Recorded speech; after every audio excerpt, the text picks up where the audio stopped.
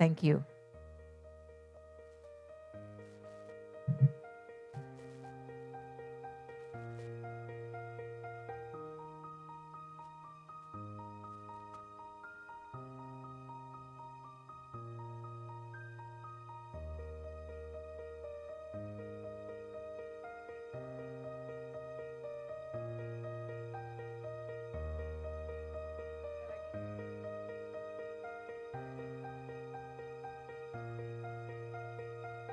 Yes, welcome back. Bring your coffee and tea inside. Excellent idea. Come on, ladies and gentlemen. We're inviting everyone to take your seats. For those of you still outside, we are now inviting all delegates to return to your seats. We're about to begin our program shortly. Thank you.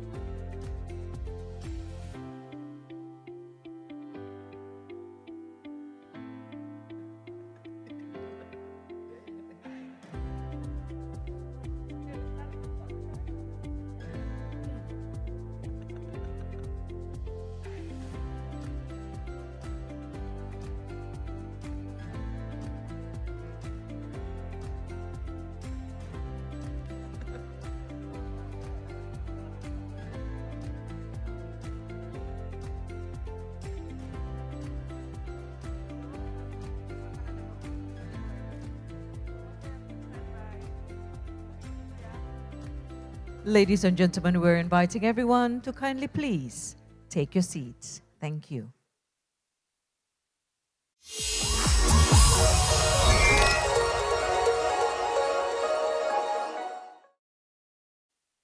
Distinguished guests, ladies and gentlemen, welcome back. And now we are moving on to Plenary 6, Leveraging the Potential of Higher Education for Lifelong Learning, an International Perspective, Regional Experiences, and Strategic Directions. We're honored to invite our moderator, Honorable Team Leader Skills Throughout Life, UNESCO Institute for Lifelong Learning. Let's welcome on to center stage once again, Mr. Raul Valdez Cotera.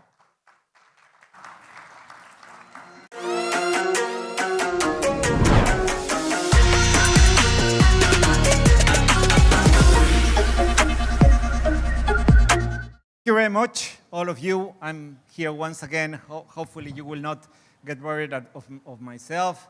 I'll try to change the mode right now and have a more interesting discussion. We will be able to discuss briefly about the role of higher education in lifelong learning. How these very formal structure institutions are able to be flexible to move into a lifelong learning perspective. And for that, I would like to invite our panelists today. I would start with Zher, Principal Consultant of the Institute for Adult Learning in Singapore. We can give him a big applause, please. I will ask also to go to the podium Mrs. Sheng, Vice President of the Shanghai Open University in China. We'll ask also for coming to the podium Mr. Poon Thiengburanathum, Deputy Director of the Program Management Unit in the Ministry of Higher Education in Thailand. Welcome very much. And we have also a participant online. I need to say that in principle was a very good friend, Annateresa Rondinella. It's a UNESCO chair from the University of Pisa in Italy. But she had an issue, so a good friend of us, Marco, is joining, who has a lot of experience in the topic. So thank you, Marco, for jumping in and being part of this interesting discussion. So we'll have the chance to hear from the different presenters this view on higher education and its influence, its approach to lifelong learning. And with further delay, I will ask to Zher to start the podium. So you have 8 to 10 minutes in order to give some chance for questions. So the floor is yours.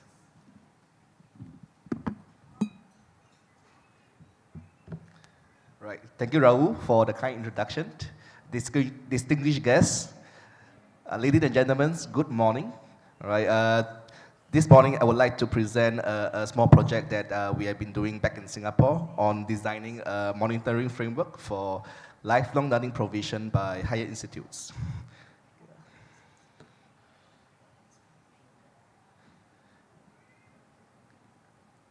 Okay. Right. In recent decades, right, higher education has expanded substantially in many countries, right, opening opportunities for millions more people to obtain degrees and engage in professional works.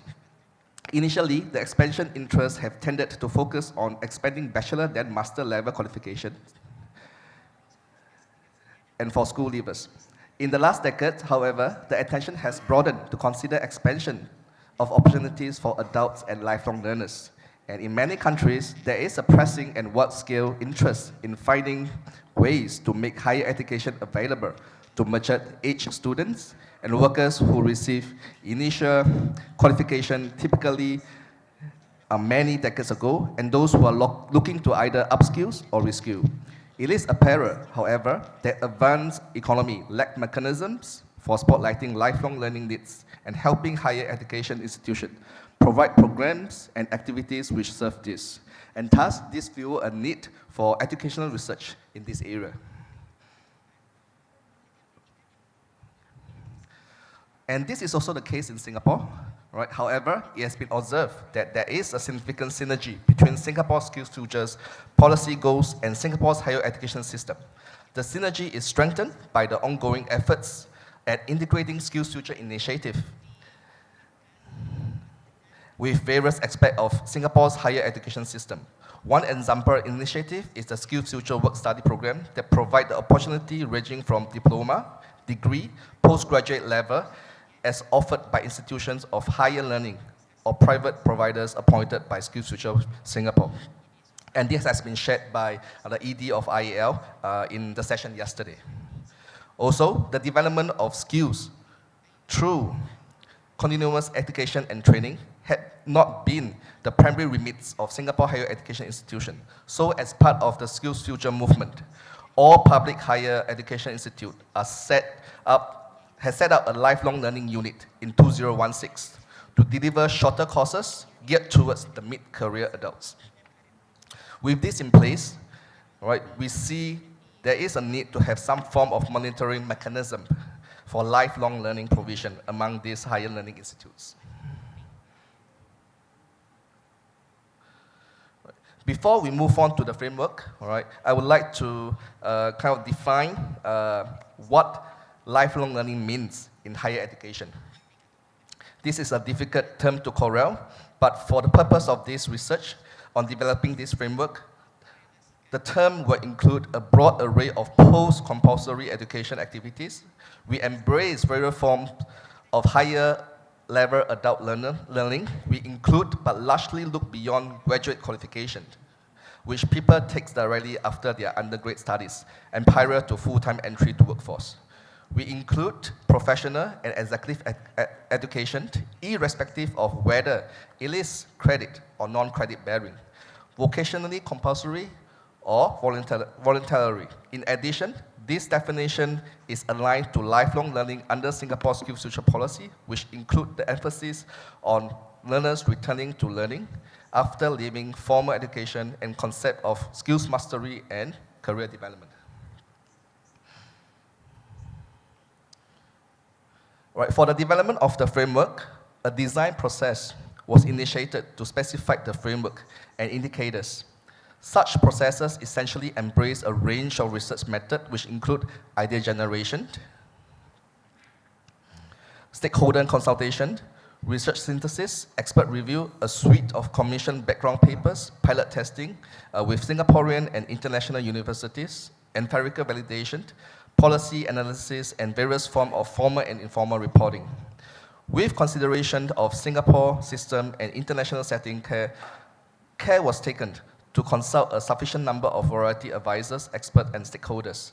The research was overseen by a Singapore-based steering committee that is formed by SkillsFuture Singapore, the Ministry of Education, as well as UNESCO Institute for Lifelong Learning, and 3 Singaporean universities.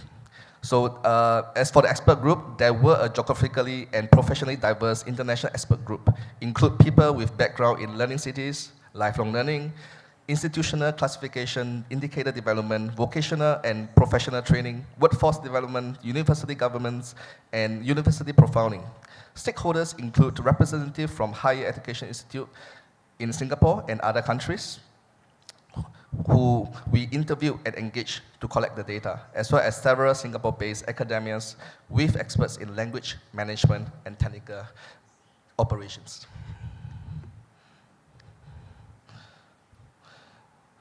Right, this slide presents the validated framework which we propose, reflecting the outcome of the consultation and pilot testing.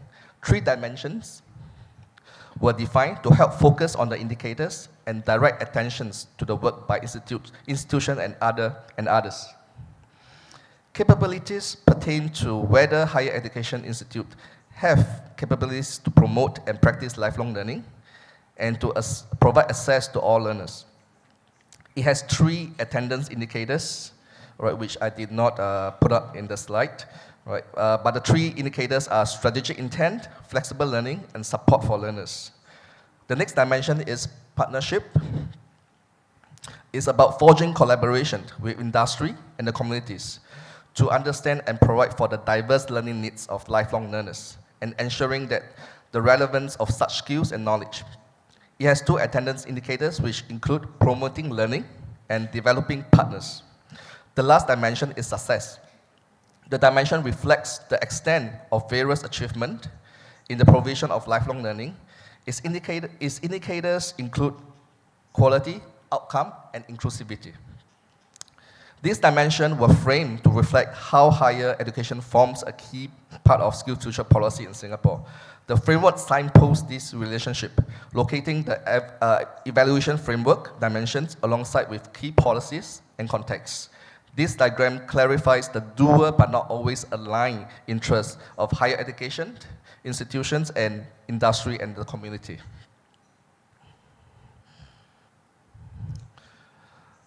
So with this framework, the team had conducted 2 stages of empirical validation. The first is a pilot data collection which carried out and that sought to ensure that a higher education institute could answer the questions in the inventory.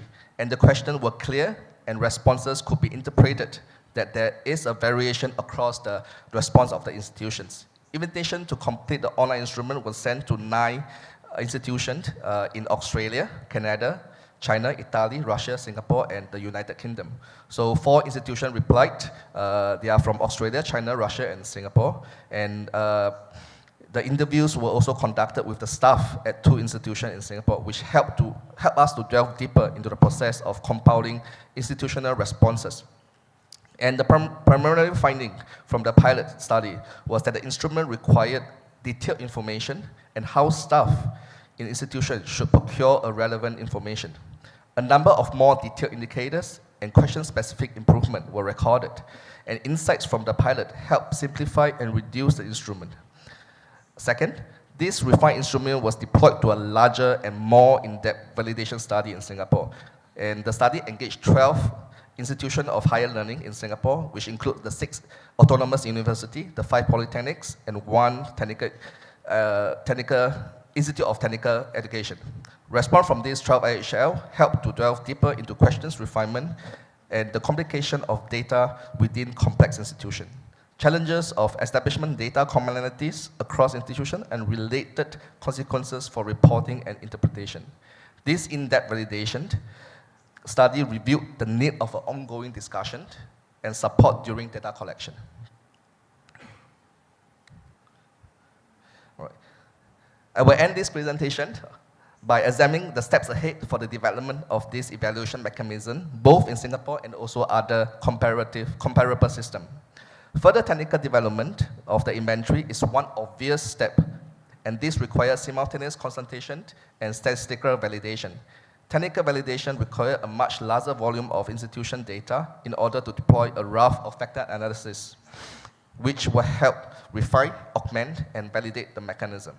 And beyond validation, there is a broader task of engaging higher education institutions in the broader and ongoing evaluation. This generally happens in 2 ways, via a top-down approach from the government or through institution-driven engagement. And the platform being developed requires active institutional engagement and data provision. And even as part of a regulatory mandate, a clear institutional value proportion will be required.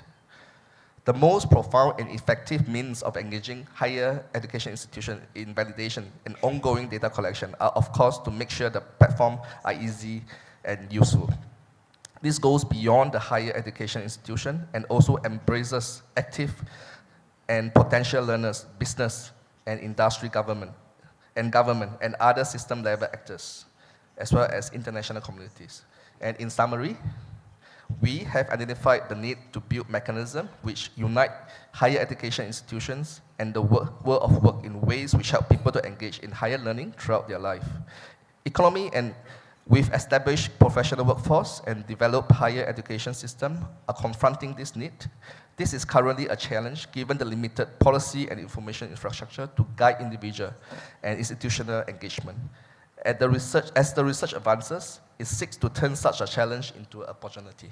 Thank you.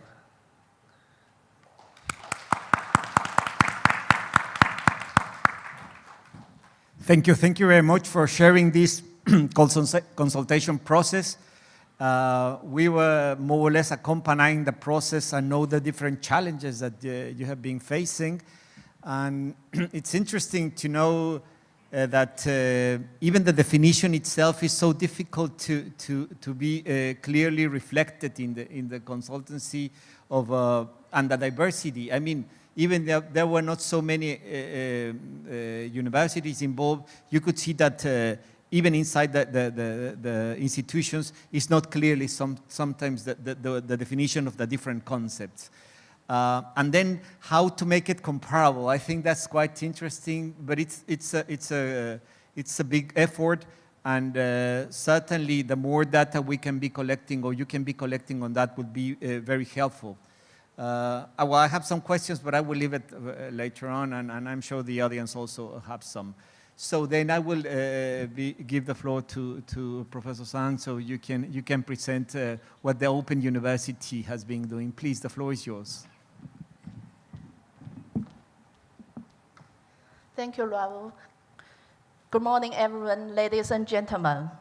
On behalf of Shanghai Open University, I would like to thank the organizer for inviting me to discuss with all leveraging the potential of higher education for lifelong learning.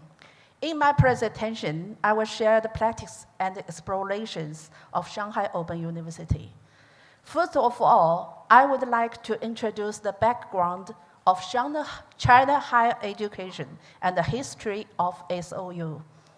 With the rapid economic and social development in China, higher education has made growth progress.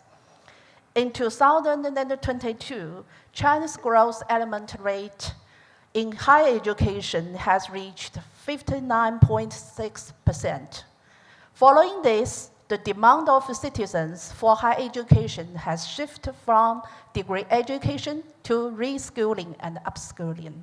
Therefore, building a lifelong learning system has become an important measure for social sustainable development. Chinese higher education institutions are divided into full-time universities and adult universities. The Shanghai Open University, established in 1960, was previously known as Shanghai TV University. It is one of the earliest higher education institutes in China to provide distance education to adults through radio and TV. At the beginning, it was mainly committed to providing degree education for adult learners. In 2012, Shanghai TV University was officially renamed Shanghai Open University. It began to transform into a new type of university serving lifelong learning, providing degree education, training, and community education for all citizens in Shanghai with the support of ICT.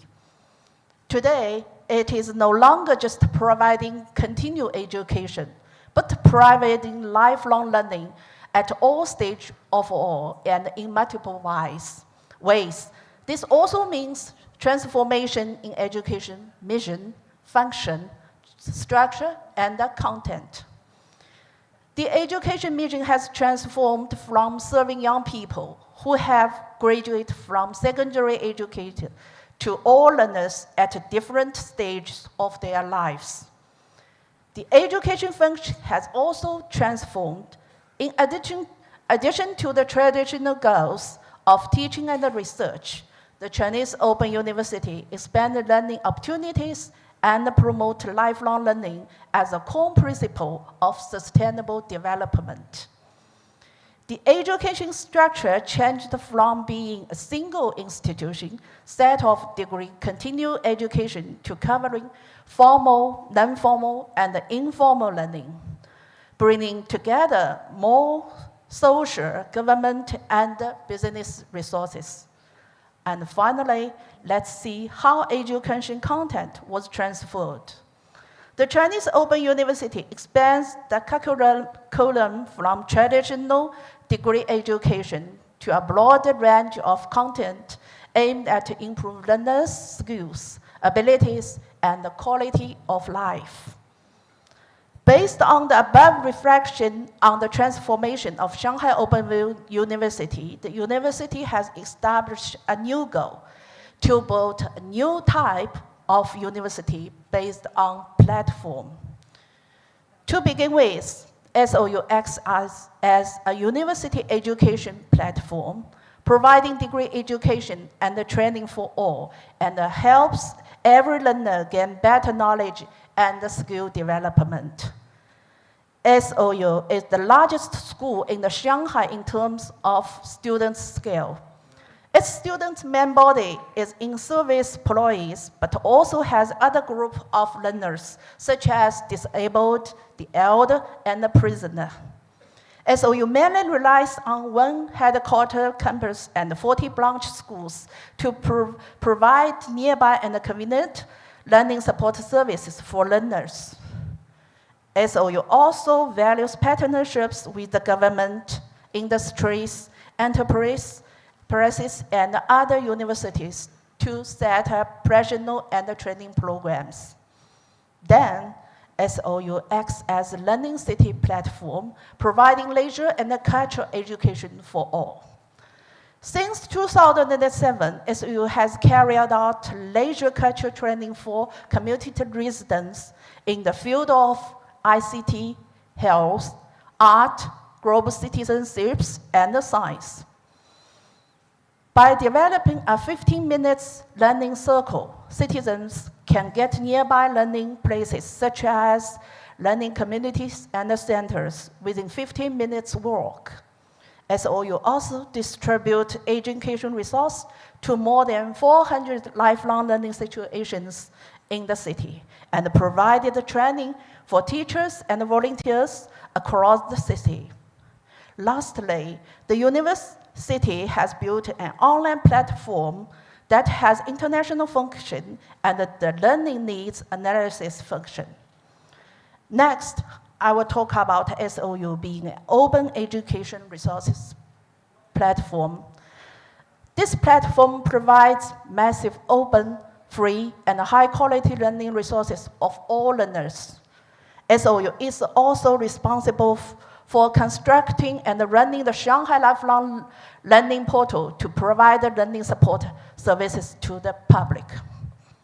Furthermore, SOU plays the role of the RVA platform. In 2012, the Shanghai Lifelong Education Credit Bank was officially put in operation.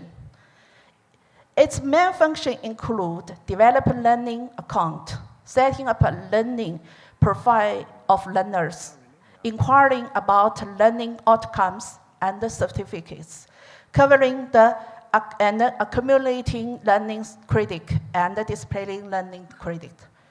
So far, more than 100,000 people have realized the conversion of credit through the credit bank. Finally, SOU also plays the role of an international cooperation platform. SOU has continuously served as the chair of the UNESCO Unitary Network in Distance and Open Learning since 1997. Notably, since 2018, we have cooperated with UIL to jointly carry out capacity building and research projects. In recent years, we have carried out a global survey on the role of higher education institutions in lifelong learning for 399 higher education institutions worldwide. We have released 2 research reports. We have also provided capacity building workshops for education policymakers from 21 countries to assist them develop and implement lifelong learning politics. In the next 3 years, we will co-construct SOU-UIL campus for international capacity development and research in lifelong learning.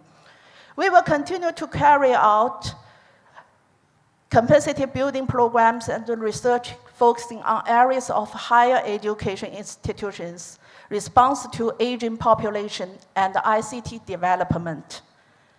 In the process of transformation, SOU also face many challenges. I would like to share with you some of the reflections. First, the upgrading of economic and industry requires better learning content that is innovated, updated, and more practical. Second, the innovation of information technology requires further teaching method reform. This asks to provide extensive, flexible, and smart support learning for learners. Third, the diverse needs of non-traditional learners requires gather learning support that includes more personalized, professional, and effective learning support services. Fourth, the complexity of lifelong learning services requires better education governance. This requires more inclusive system, open to cooperation, and provide high-quality services. I believe that these challenges are also being or will be faced by many higher education institutions in the process of transformation into lifelong learning institutions. On October 19, 2020, this year, we will co-organize with UIL the international conference in Shanghai to discuss how to further promote universities to address current and future social challenges. We look forward to meeting again in Shanghai. Thank you for your attention.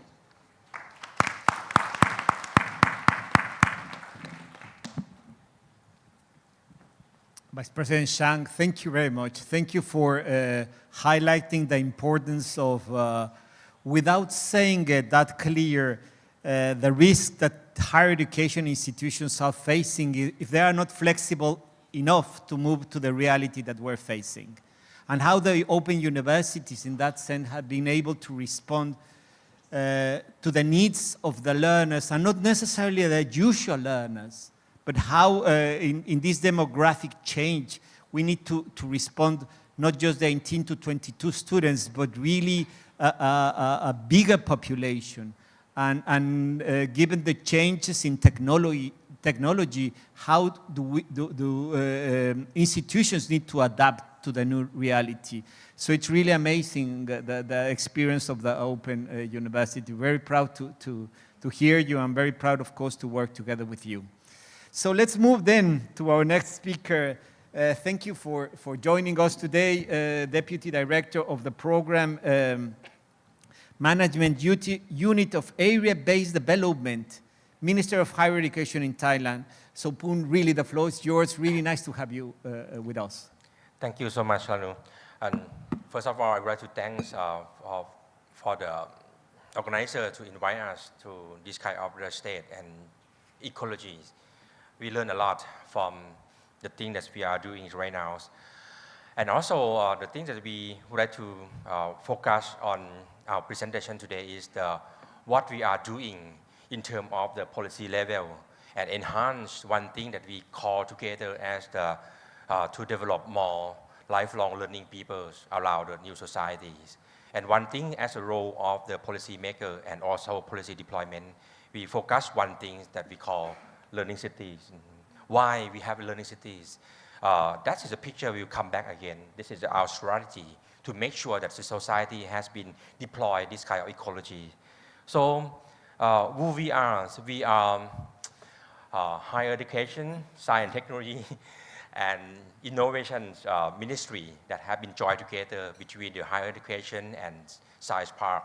The things we are doing right now is we try to accelerate one thing is very good things that we have right now is learning city policies. And the things that happen is for this picture, the thing that's happened is one we discuss about the learning city. Learning city is not just a program, but when we find out more about this kind of the thing is a part of the operation that you can see the Thailand right now is very big tummy, right? Because the one thing that learning city provide us is the try to key fundamental to challenge the inequality that happen around. Why we are here? Because of our agenda as we part has been mentioned many years before, is smart city. We're struggling. The smart city is not just high tech and digital part. One part of the smart city is the smart people. And we found out in many areas that we try to development, if we segregate the policy out to each other, it's difficult to find out together. So we start up this kind of agenda based on the UNESCO framework. What is the learning city can do us in terms of the city development. So we start learning city based on agenda of city development. And this program is also use this kind of research to work together with the university, together with the city mayor, and work with the private sector to join around together how we try to do a sandbox together to make sure that operation has been acceleration.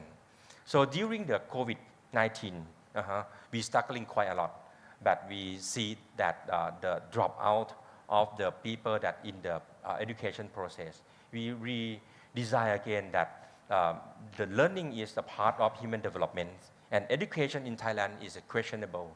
So what we should doing right now, so we will be find out that what is the policy that should be.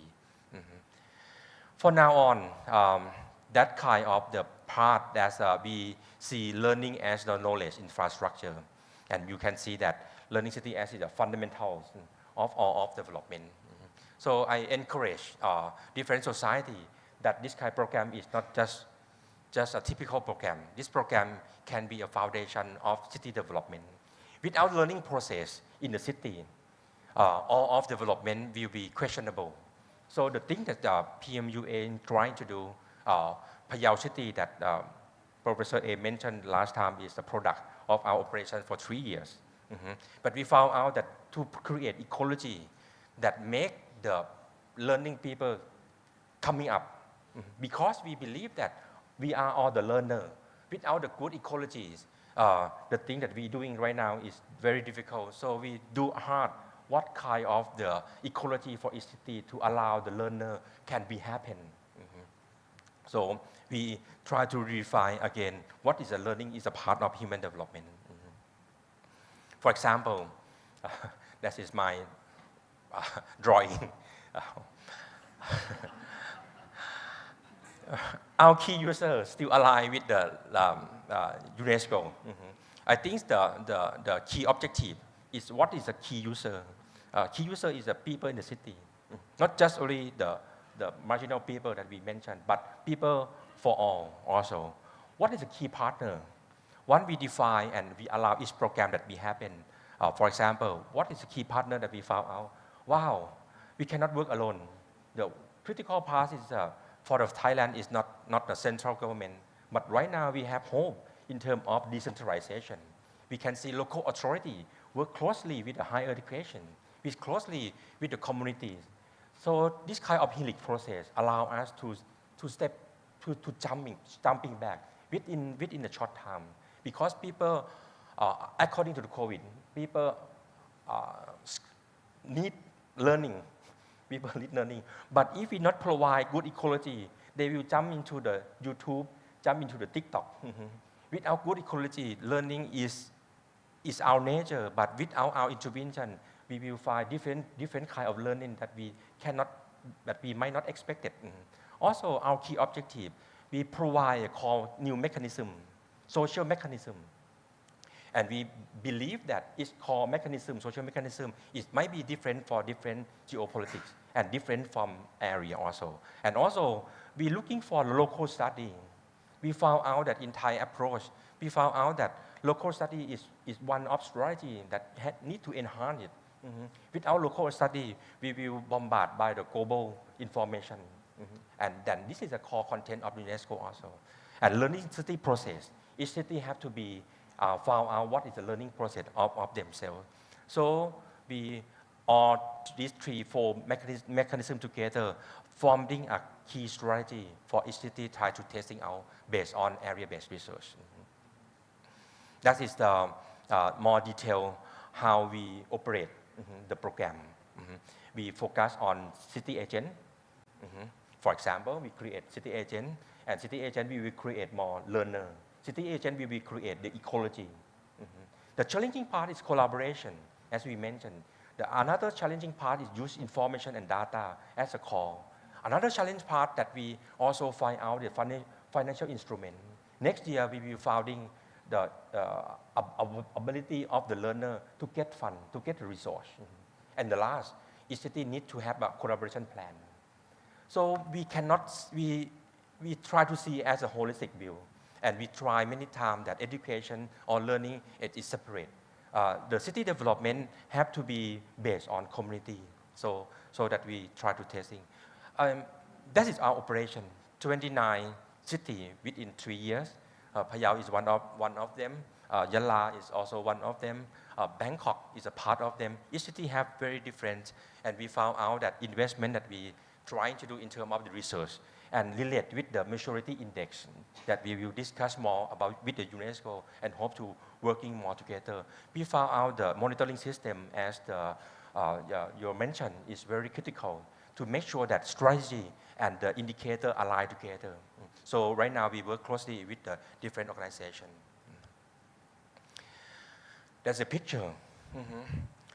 Each of them created by their own.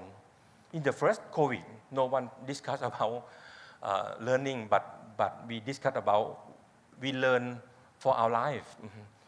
We not just learn for our credit. We have to learn and able to eat. We full in the heart and full in the tummy also. So our first 2 years focus on learning for economics. But once more, the learning process will be flexible based on different type of the user.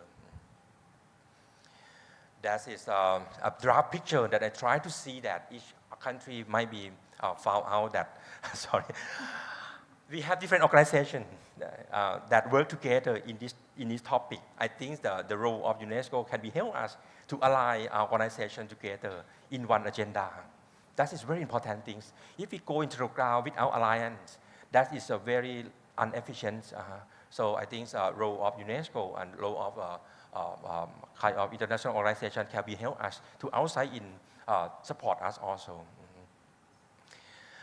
That is the part of the maturity index. We can have each element and we can do system design and let's see that what is happening in each level of the operation. As we mentioned, we focus on collaboration, finance, and use of data, and also the learning city plan. That is one people of the 30 cities that working together. He is leader in Salaburi. I think next time, I think we will ask them to present to us what he proud to be a learning city. Another one is Monk. They are leader. It's not just university. They are proud to be a part of the learning city also. And then this guy, a youth, they be a part also. You can see that if in each different society have different approach, but I believe that's kind of framework that we help together, develop together, can be act together as a research framework also. 29 cities. Right now we expect about more than 1 million that participation in online and offline within 2 years. So as you call me, what if we would like to brief what is a learning city? We believe that learning is a basic of humanities. We just need right ecologies for our changing world. If we provide the wrong ecology, learning process will be on the other way. Then we will become a lifelong learner who live to learn. Thank you.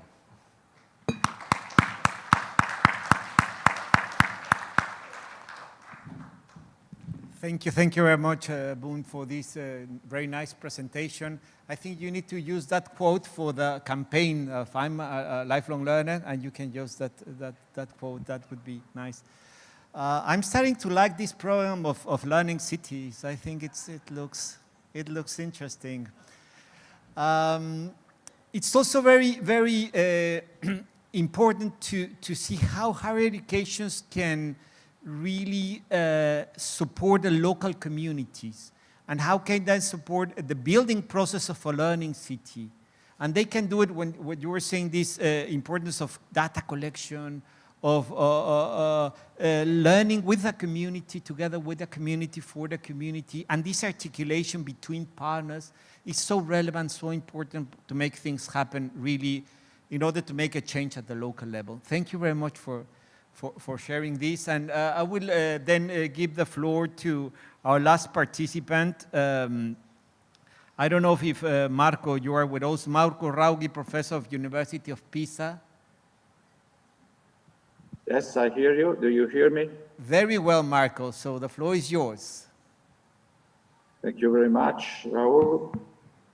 Your Excellencies, authorities, dear colleagues, ladies and gentlemen, I am very honored to be here, even remotely in this important conference. And I express my personal gratitude and the gratitude of the real speaker, or should be Annateresa Rondinella, for this invitation. I also thank the previous speakers for their interesting contributions. This conference represents an opportunity to assess progress and give momentum towards celebrating lifelong learning as education as an essential human right that plays a fundamental role within our societies. The European higher education area is a pan-European process space launched on the occasion on the 10th anniversary of the Bologna process in March 2010 during the Budapest-Vienna Ministerial Conference.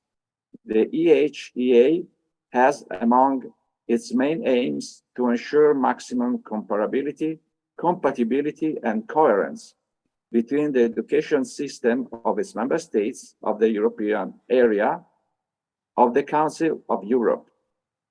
Next one, please. The Bologna Follow-up Group is the executive structure supporting the Bologna process between ministerial conferences. Membership of the Bologna Follow-up Group is based on membership of the European higher education area. The members of this group are 39 countries, UNESCO, the European Commission, and 6 other key organizations. As the 80th meeting of this Bologna Focus Group held in Strasbourg in April 2022, it was decided by the member of this group to suspend the Russian and Belarus in the EHEA because of the conflict in Ukraine. Next one, please. All this with the ultimate aim of ensuring mobility and mutual recognition between learning experiences, degree, programs, and courses, both completed and partial.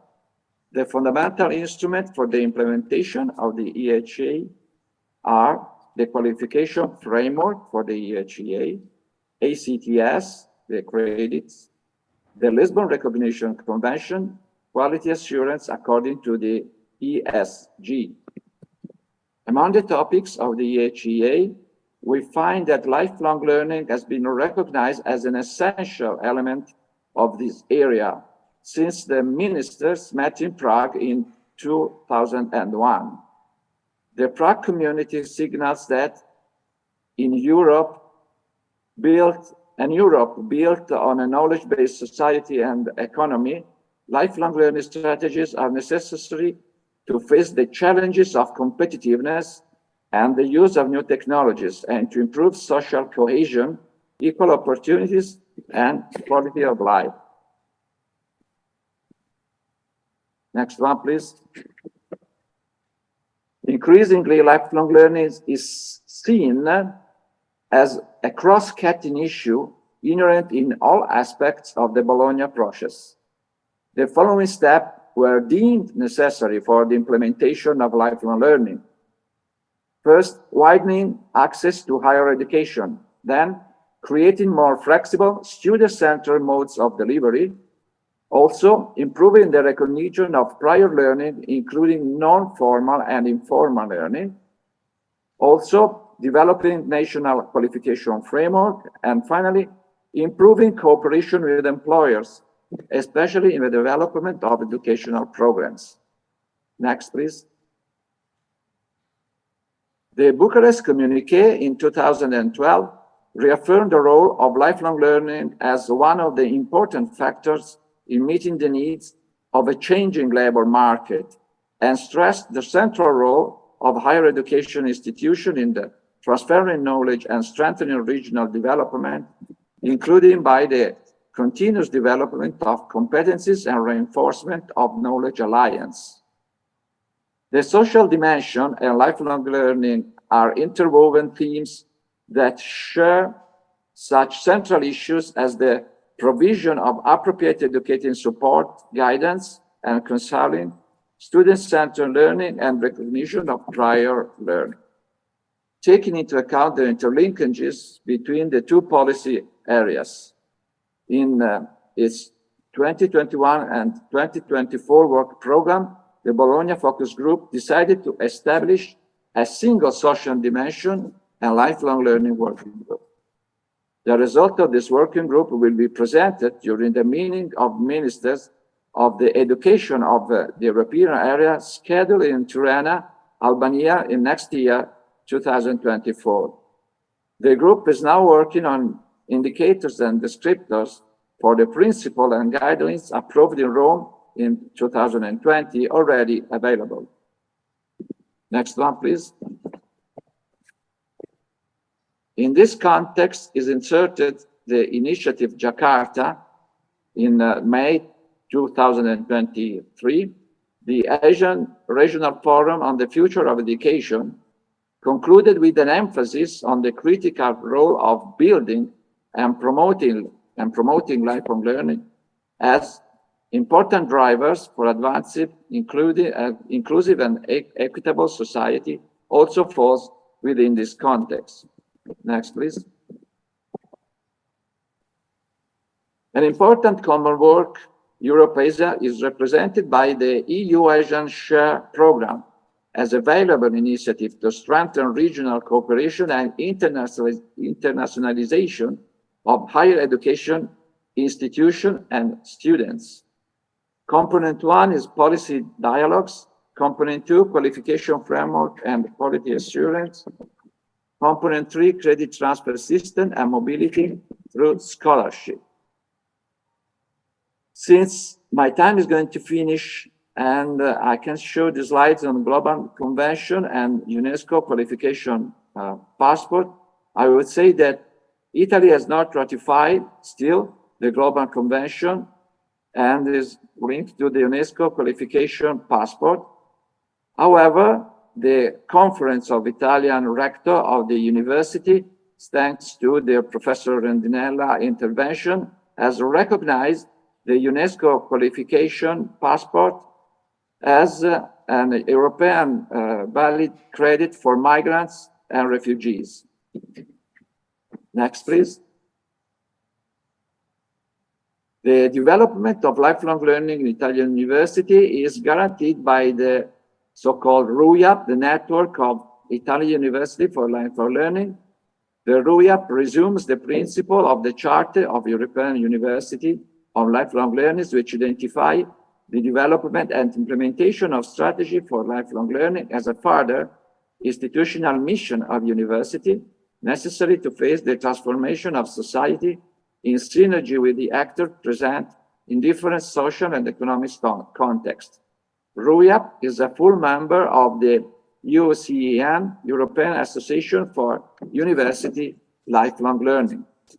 In this line of action, the network of Italian UNESCO chair, together with the Italian National Commission for UNESCO, will begin an experimentation process with the UNESCO Institute Lifelong Learning in Hamburg. And in this framework, we will be happy to work in synergy together to find new ideas and common solutions. Next, please.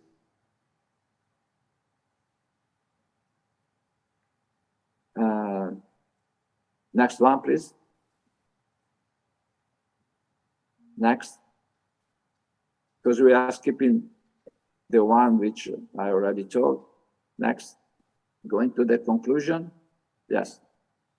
So as to implement in every country what the Brazilian intellectual and educator Paulo Freire wished for who, dedicated much of his life to adult education, lifelong learning should be the practice of freedom, the means by which men and women deal critically and creatively with reality and discover how to participate in the transformation of their world. Thank you for your attention.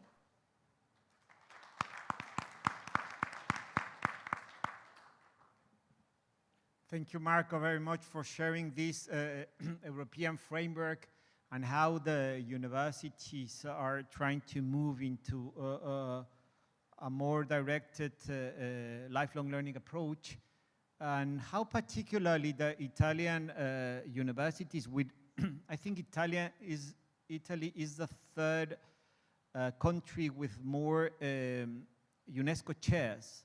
So the articulation between universities is quite strong, and also the dialogue that universities are maintaining with specific topics, such as there was an important declaration on chairs of Italy and education for sustainable development, or the dialogue between chairs and the learning cities in Italy. So they were able, for example, also to discuss the Futures of Education report, together chairs with majors. So it was a quite very interesting dialogue, and we could see the articulation very strong on how really universities are trying to respond to the needs of the community. I think that this gives us like some ideas, some materials based on the presentations. I would like to see if there's a specific questions from participants that you would like to raise to one of them, or one general question that you will have to them. So I will open the floor. I don't know if we can just raise the hand or just, is there any question aside from Vietnam? No, please, go ahead. The floor is yours. Thank you. Dr. Raul, actually, I have a question for you yourself. So may I? Okay. A very simple question. An easy one, huh? Because... a very simple, quick question. So I remember from a presentation by the former director of UIL in 2013, in which he says that he was talking about developing learning cities. And the rationale behind this was that cities are motors of development. And now it is 2013. It's been 10 years into the development of learning cities. This network, I mean the UNESCO GNLC, and we can't just focus on learning cities only, because that will not be inclusive. We cannot exclude people from the rural areas. So my question is UNESCO developing or has planned to develop key features for learning towns?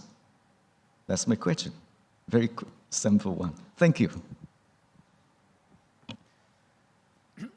I think it's a very important question. Thank you for raising that. And thank you also for raising the 10 years of the Global Network of Learning Cities. So we need to celebrate that 10 years. And yes, even I need to say that in the principle, in the basis of organizing this Global Network of Learning Cities, we were not very keen to think on cities, but communities, towns, neighborhoods. And what we could see already in the evolvement of the network is that there are many programs that are focusing on different levels. So when going down, we are talking very much in many countries about learning neighborhoods. They talk about also learning circles. So it's really learning families. We have a very important program. So it's moving on that direction, but also it's moving up. Some countries are already talking about learning regions, learning territories. So it's a group of cities. And that's the interesting part for your next question. It's the chance to open new dialogues between urban and rural areas, where cities are not just considering the centrality of the population, but the skirts and the rural areas, and how to organize themselves in a better way, and the articulation or corridors between cities and rural areas. So this is evolving quite fast, and I think there are very good examples in many places, just in Europe, but also Africa is showing us how to deal in this diversity very much. So I think we have good examples on that, and we can share that with you. And then when it comes also down to give some guidelines we just developed some guidelines for community learning centers, which I know you are very interested too. So I think we're trying to move in the different dimensions of learnings in community. Small communities, bigger communities, but that's the essence of learning for us. It's a society issue. And very much rephrasing Paulo Freire, we are not just learners, but we are teachers at the same time. And we are learning together to read the world. Thank you. Any other questions, but could be to participants also?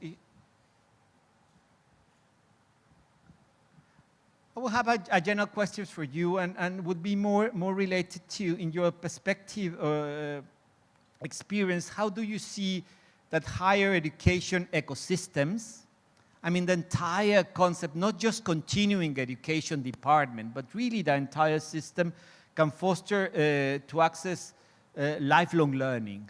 I mean, to promote lifelong learning inside and outside the university. It's a very general question, and in a way you raised the issue, but would like to know if you have like a very concrete response to that. Yes, we can go in this order. It's clear? Yeah. Well, from my perspective, I think as mentioned, because we focus on ecology, learning ecology development. If we provide the right ecologies, I think learning process will happen by themselves based on this assumption. So one thing that we trying to do in this kind of the approach is we try to categorize in each person that what condition they are on, and then we provide right strategy to encourage the ecology that we happen.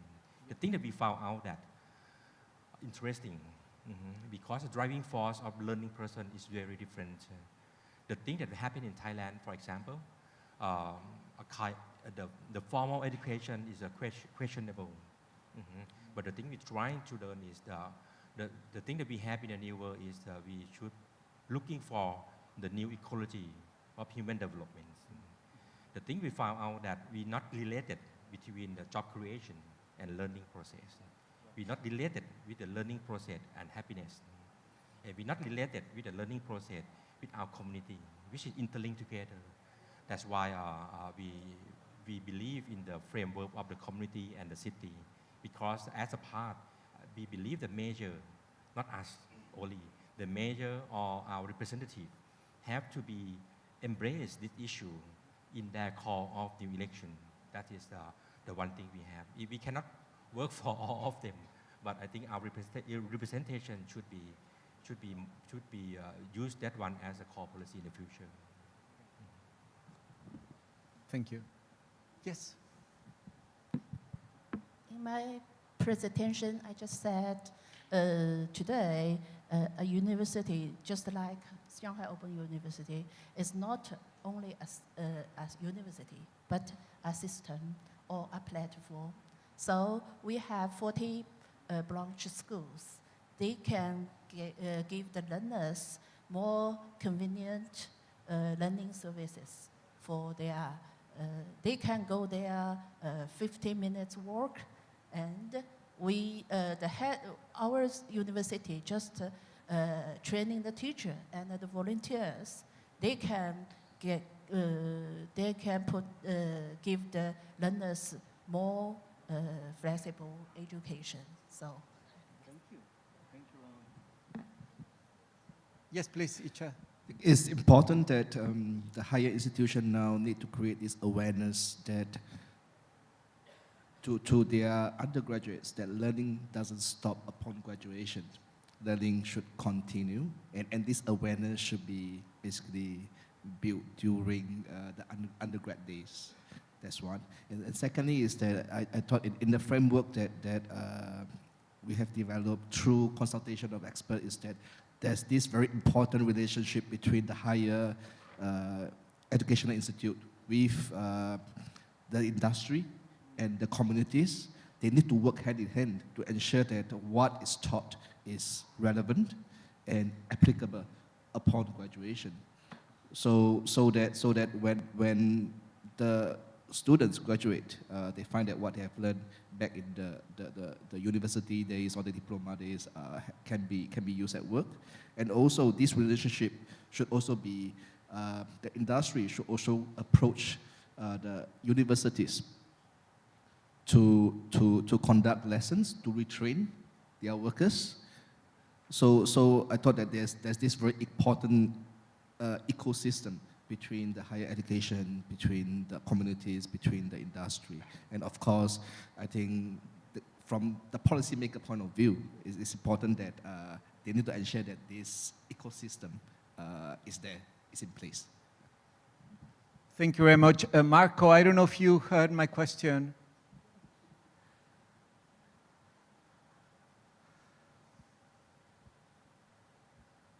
Probably not. No, I heard you very low, I hardly understand what you're saying. Just very fast, I don't, if you can help us to reflect on how higher education ecosystem can foster the access and the promotion of lifelong learning in general. Yes, this is the key issue, in my opinion, and not so easy because we come from centuries of formal process, education process, and now we are going to face how to include the informal and non-formal processes. And in my opinion, this should be based on experiences, on practices, and also, in my experience, I working with the energy communities, which is an example of concrete application of sustainable development goals, because it brings people, citizens of all levels of instruction, to be aware of the importance of the energy management, and then to grow their attention and their feeling about how important is the sustainable development education process. So I think that we should try to find some boxes where we could put together adults that coming from different formal education grounds to talk together, and this is some kind of multidisciplinary approach. And I think we should be more and more try to find new framework and new topics that bring people to learn it for all of their life. And we are now facing the area of the artificial intelligence. So I think that this is also a very critical issue that we are going to face, how to introduce older people and learners that has not the right basics to manage this very critical issue. Thank you very much, Marco. I think, as we can see, it's not an easy topic. It's challenging, and I think we need to continue working, discussing on the topic. Would like just to briefly tell you that based on our cooperation, mainly with Shanghai Open University, but also the presenters in here with the different kind of dialogue we have been having with them, I would like to see if we can show the result of our 2 years and a half research that we have at UIL. I don't know if you can show the picture in the screen. And this was shown already by Shanghai Open University.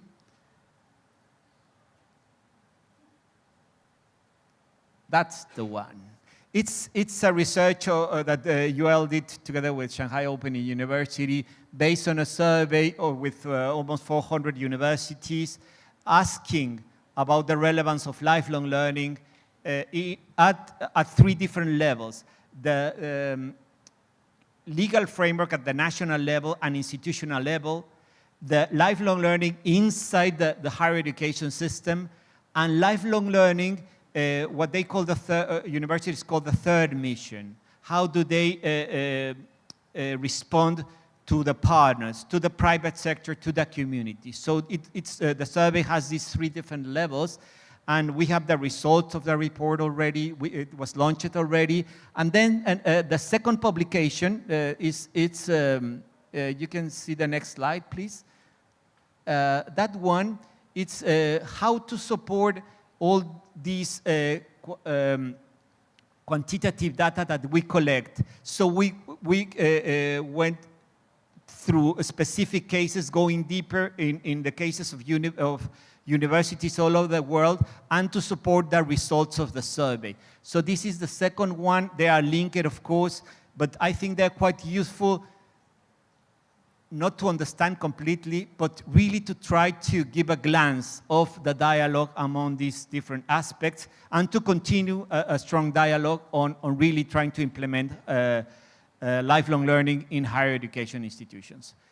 Well, thank you very much. I would like to give a big applause to our presenters. I think they have been doing a great job. Thank you very much, and it was really a pleasure. I give you the floor back.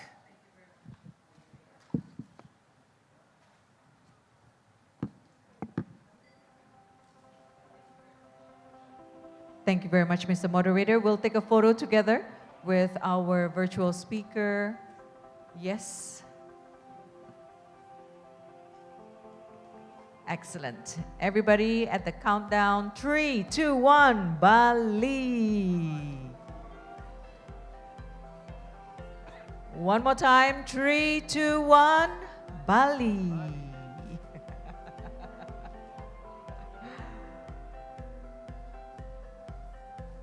Excellent. Let's give a round of applause once again to Mr. Moderator and all our speakers. Thank you. We now invite you to please return to your seats. Thank you. Thank you and thank you. We do request to have session feedback. You may wish to give us the session feedback, and the QR code will be on screen, and it is. Ladies and gentlemen, such a very interesting session. We truly have enjoyed this panel. We'll now take a lunch break. We hope that you will enjoy your lunch, which will be served at the Grand Ballroom of the Grand Hyatt Nusa Dua Bali. Again, for those of you requiring a prayer room, we have allocated Kelungkung room for your convenience. We invite you to return back to this ballroom at 1:30 p.m. to continue the parallel workshops, which is, allow me please to brief you, 5.1, Learning Cities and Educational Institutions, co-organized by Australia-Indonesia Center. This will be in Negara Room. And then the inclusive lifelong learning spaces at the city and community levels, research insights, challenges, and good practices. This is co-organized by DVV International Laos in this room, which is the Karangasem room. And then the 5.3, the private sector as a driver of innovation in lifelong learning. This will be in Badung Room. Again, tomorrow we have our exciting Bali cultural trip. To participate, you can scan the QR code for the Bali cultural trip tomorrow. We have shuttle services from the official hotels to Grand Hyatt, and these shuttle services are available starting at 7 a.m. The meeting point for departure is the lobby of the Grand Hyatt, which is at 8:30 a.m. Our first destination